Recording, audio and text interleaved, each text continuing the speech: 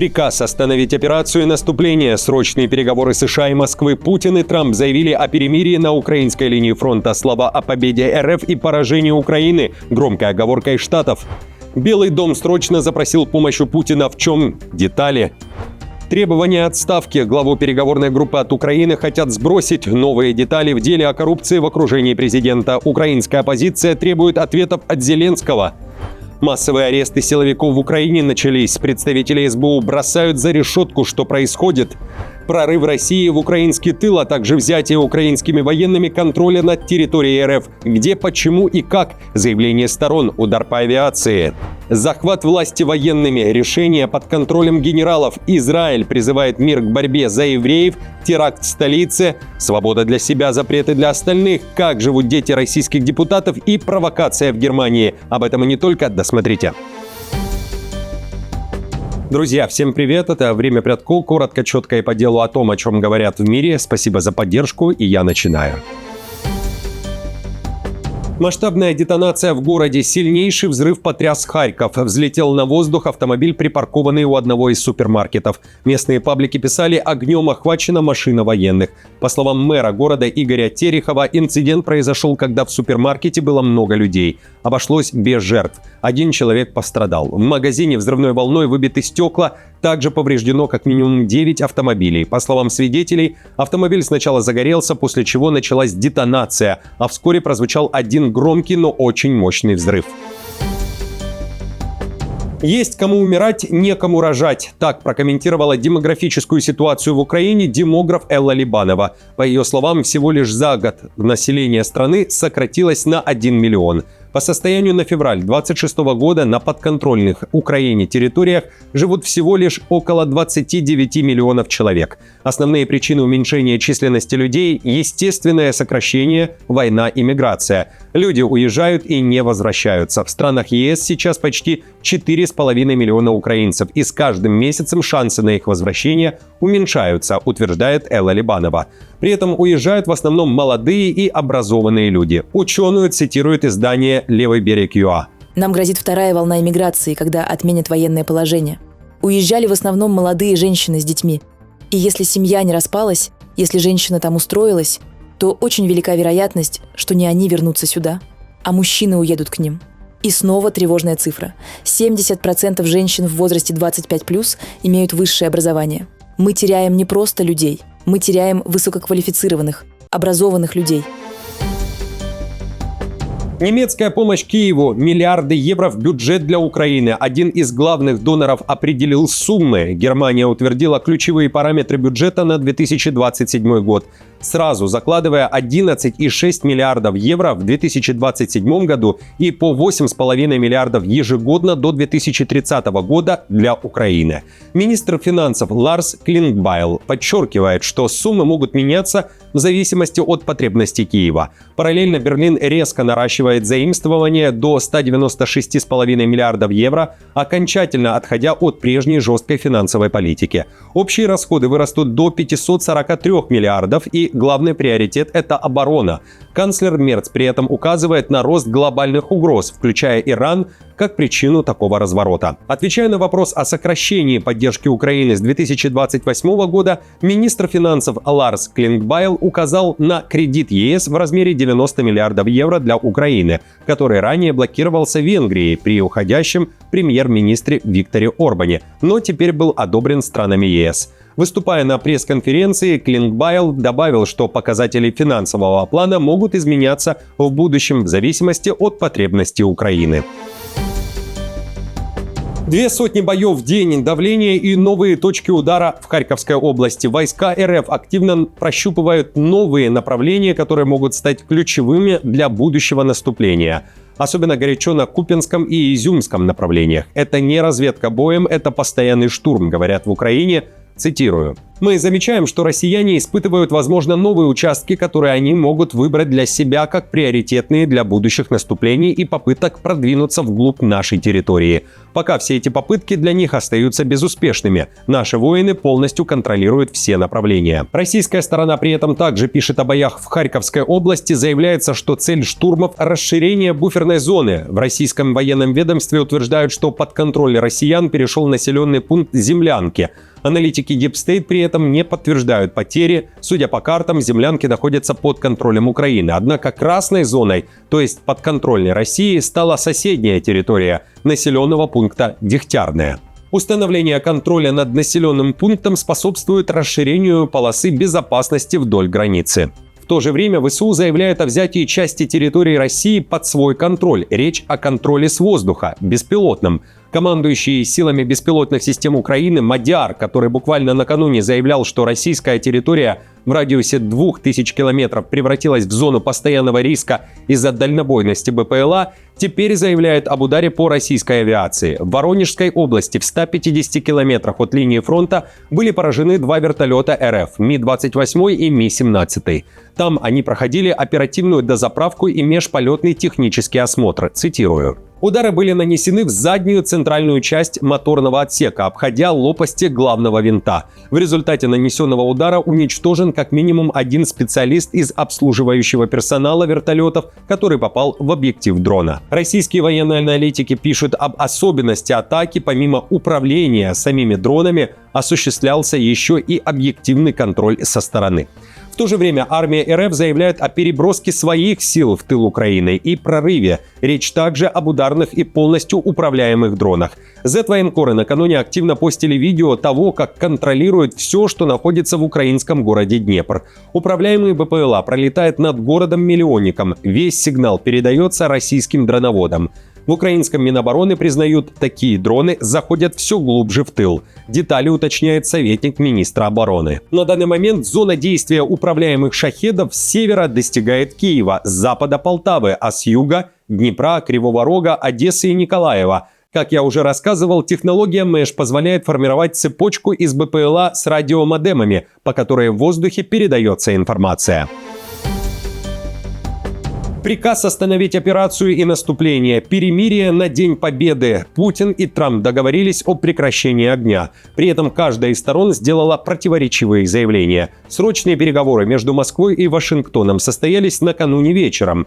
После помощник Путина Ушаков заявил, что Путин готов объявить перемирие и остановить наступление и бои. В этой связи Владимир Путин проинформировал американского коллегу о готовности объявить перемирие и на период празднования Дня Победы. Трамп активно поддержал эту инициативу, отметив, что праздник знаменует нашу общую победу над нацизмом во Второй мировой войне. Трамп же при этом заявляет, что это он предложил перемирие, пусть даже небольшое, говорится в заявлении американского президента. Тот также уверяет, что запросил у Путина помощь. США не нужна предложенная Кремлем помощь в обогащении иранского урана, но нужна помощь в завершении войны в Украине. Что ж, мы больше говорили о войне в Украине, но он хотел бы помочь. Я сказал, прежде чем помогать мне, я хочу, чтобы ты закончил свою войну. Так что у нас был хороший разговор. Я знаю его давно. Я думаю, он был готов заключить сделку уже какое-то время назад. Я думаю, некоторые люди усложнили ему возможность заключить сделку. Но мы больше говорили об Украине. Москва при этом заявила США, что побеждает на фронте, а цели будут достигнуты на поле боя или за столом переговоров. Зеленского вновь призвали сдать территории и вывести ВСУ. Трамп же взорвал сеть, оговорившись. Его спросили, какая война закончится раньше, в Иране или в Украине. Он ответил так. Интересный вопрос. Не знаю, возможно, они идут примерно в одном темпе. С военной точки зрения, Украина в военном плане разгромлена. Помните, вы об этом не узнали бы, читая фейковые новости. Но с военной точки зрения, у них был флот из 159 кораблей, и сейчас каждый из них находится на дне. Обычно это считается серьезным результатом. Отмечу, что у Украины нет 159 кораблей. Кроме того, ранее Трамп писал в своей соцсети пост о 159 потопленных кораблях Ирана. Этот пост ему и припомнили сразу после вчерашнего заявления. Требование отправить в отставку. Новый громкий скандал в Украине. Общественный антикоррупционный совет при Минобороны призывает отстранить Рустема Умерова, человека, который представляет Украину на переговорах о мире, с должности секретаря СНБО. Причина – новые опубликованные изданием «Украинская правда» данные о коррупционных делах в окружении Зеленского. Речь о деле с пленками Миндича. Общественный антикоррупционный совет считает, что действия Рустема Умерова, когда он был министром обороны и обсуждал с Тимуром Миндичем продажу доли украинской оборонно-технологической компании Firepoint, имеют признаки злоупотребления властью и разглашения гостайны. При этом оппозиционные к Зеленскому нардепы требуют ответов. Все хотят понять, кто такой Вова, имя которого также появилось на аудиозаписях, сделанных в квартире бизнес-партнера Зеленского. На этих записях переговоров, в частности, обсуждается строительство шикарных особняков в кооперативе «Династия» под Киевом. В разговорах прямо фигурируют объекты, называемые «Дом Вовы», «Дом Андрея», «Дом Чернышова» и «Дом Миндича». Собеседники детально обсуждают ход работ, заборы, бассейн, отделку, деревья и другие элементы, а также проблемы с оплатой и остановкой строительства. Упоминается некий Вова как возможный владелец или заказчик одного из домов. При этом журналисты допускают, что речь может идти о Зеленском. Того же мнения и одни из самых активных сейчас оппозиционеров в Раде, депутат Гончаренко и депутат Ярослав Железняк. Массовые аресты силовиков в Украине. СБУ проводит масштабную чистку внутри собственных рядов. В 2026 году подозрения получили 81 человек. Из них 20 – это действующие сотрудники спецслужбы. Речь идет о кротах внутри СБУ, которые работали, как заявляется, на Россию. Занимались шпионажем, кроме того, внутри страны, коррупцией и участием в незаконных схемах. Помимо этого, среди задержанных, как говорится в официальном заявлении украинской спецслужбы, российские агенты, причастные к терактам, а также сотрудники, вымогавшие деньги и участвовавшие в преступных схемах, включая подделку удостоверений силовых структур. Исполняющий обязанности главы СБУ Евгений Хмара, который заменил на этом посту Малюка, заявил, что самоочищение службы – приоритет, от которого зависит устойчивость государства и ситуация на фронте. Подозреваемым инкриминируют госизмену, терроризм, коррупцию и другие тяжкие статьи. Им грозит до 15 лет тюрьмы с конфискацией имущества. Серия точных, коротких и мощных ударов. Новая стратегия США. Центральное командование Америки уже подготовило план молниеносной волны атак по Ирану.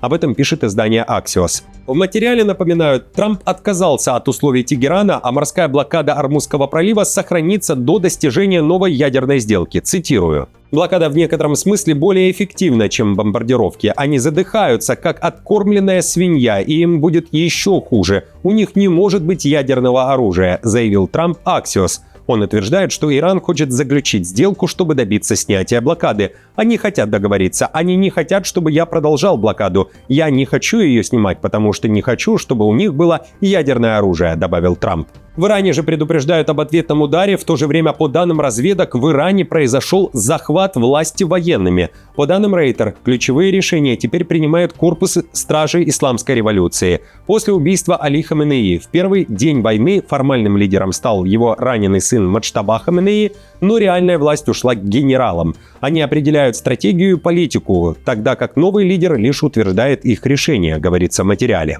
Давление военного времени сконцентрировало власть в более узком и жестком внутреннем круге, связанном с Высшим Советом национальной безопасности Ирана, аппаратом верховного лидера и корпусом стражей исламской революции, который теперь доминирует как в военной стратегии, так и в ключевых политических решениях, отмечают иранские чиновники и аналитики.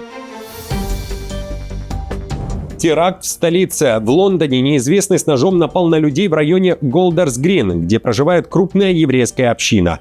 Ранены двое мужчин, 34 и 76 лет. Они госпитализированы, их состояние стабильное. Подозреваемый задержан, при аресте он оказал сопротивление и пытался атаковать полицейских. Делом занимается контртеррористическое подразделение. Власти рассматривают произошедшее как теракт и не исключают антисемитский мотив. Премьер-министр Кир Стармер назвал нападение шокирующим и заявил о необходимости усиления мер безопасности. Теракт прокомментировал и президент Израиля. В соцсети X он написал следующее, цитирую. «Рост антисемитского насилия в Великобритании и по всему миру вызывает серьезную тревогу. Ненависть может начинаться с евреев, но она никогда не заканчивается евреями. Лидеры во всем мире должны немедленно принять меры в этой решающей борьбе с ненавистью к евреям. Свобода для себя, запреты для остальных. Сын депутата Госдумы Валерия Гартунга, Дмитрий, перевел свой бизнес в Объединенные Арабские Эмираты, объяснив это, цитирую, «свободой распространения информации, низкими налогами и минимальной бюрократией». Об этом он рассказал в статьях для местных СМИ, сообщает издание «Верстка». Компания сына политика теперь зарегистрирована в ОАЭ и работает в сфере IT. Сам Дмитрий Гартунг отмечает цифровую зрелость страны и возможность управлять бизнесом удаленно. При этом Гартунг-старший в России поддерживает ужесточение контроля над связью и заявлял: «Лучше без интернета, чем без тепла и света». Как один из аргументов своего переезда в ОАЭ, Дмитрий Гартунг называет возможность дистанционно управлять бизнесом и безопасность детей. У меня было 5 детей, которые пытались заниматься дистанционно, делали домашние задания и огорчались от невозможности играть на улице, потому что реальность конфликта пришла к нам на порог. Как отец и муж я не мог делать ничего другого, кроме как быть спокойным и проявлять стойкость, описал свои ощущения Гартунг. Провокация в Берлине. Илон Маск, Джефф Безос и Марк Цукерберг испражняются прямо в музее. Речь о выставке американского художника Бипли. Автор представил механических псов с головами известных технобоссов. В инсталляции также есть образы Энди Уорхола, Пабло Пикассо и самого автора.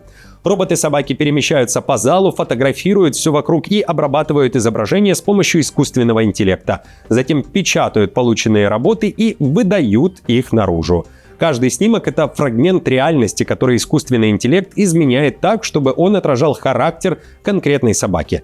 Например, собака Пикассо выдает изображение в стиле кубизма, а робот-собака с головой Энди Уорхола в стиле поп-арта. Идея в том, что раньше наше мировоззрение формировалось под влиянием художников. То, как писал Пикассо, изменило наше восприятие мира. Теперь же на наше мировоззрение влияют технологические миллиардеры, которые контролируют алгоритмы, определяющие, что мы видим, а что нет. И вот происходит такой сдвиг, который, я думаю, многие люди еще не до конца осознали, и именно это мы хотели здесь подчеркнуть. Друзья, на этом все. Спасибо вам большое за поддержку. Как всегда, напомню, мне будет приятно, если вы поддержите меня лайком, комментарием и репостом. И до встречи уже завтра.